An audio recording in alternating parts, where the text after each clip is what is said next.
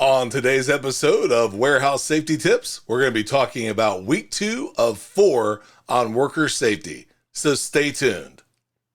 Welcome to Warehouse Safety Tips. If you're a seasoned vodcast viewer, this vodcast is going to be different from most that you watch. It's based around exactly what the name implies, warehouse safety tips. And since the people in this industry are busy, we know that time is money, so each episode will be as short and to the point as possible. And now, with all that out of the way, let's get to the vodcast. We do not want to sound like a broken record, but some things, especially when it comes to safety of your staff, bear repeating.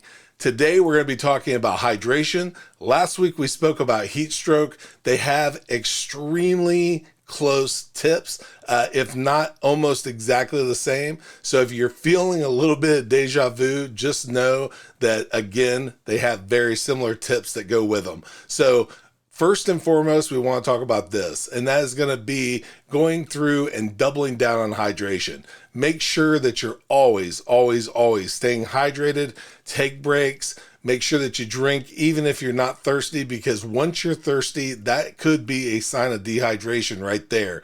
The next thing is we want to make sure that you know the danger signs. Those are going to be things like confusion, dizziness, a rapid heartbeat, dark urine. Things like that can be a sign of dehydration. So make sure that you pay very close attention to those signs. The next thing is going to be dressing for success. Now, in this case, that is not, wearing your best suit and tie. It's wearing things that are light and breathable, if applicable. Some places we know that you can't do that, but if you can, try to go as light and airy as possible. The fourth thing is cool down. Make sure that you do what I said in the first tip, which is if you get a chance, take a sip of water, make sure that you hydrate. But in the case of step number 4 and cooling down, make sure that you go to the cool down areas that are air conditioned. Maybe there is a mist that's blowing. Again, a drinking fountain. Just make sure that you stay hydrated and that you take every opportunity that you can to cool down. And last but not least, make sure that you watch out for each other. Make sure that you're paying attention to your coworkers. If you start to see somebody getting a little dizzy, or if they're maybe acting a little different than normal, saying something that's out of the ordinary, that has confusion to it, or whatever the case may be. It could even be something as severe as you see them go down. So just make sure that you pay attention to your surroundings. That's something that is just important to safety as anything. But when it comes to dehydration, making sure that your employees and that your fellow staff are as well as possible is going to be a very good thing to watch out for.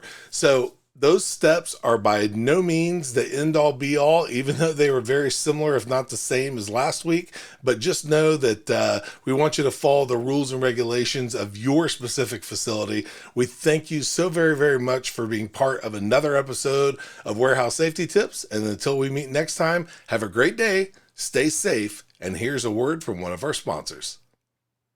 It's scientifically unexplainable. It's virtually indestructible. And it's taking over the entire planet. But in a really good way. It's Mighty Line floor tape, the most durable floor tape in the world.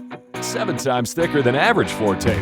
Beveled to endure pounding warehouse traffic. And backed with a super strong peel and stick adhesive, so you'll never have to worry about painting shop floors again. Mighty Line floor tape, the only durable stripe.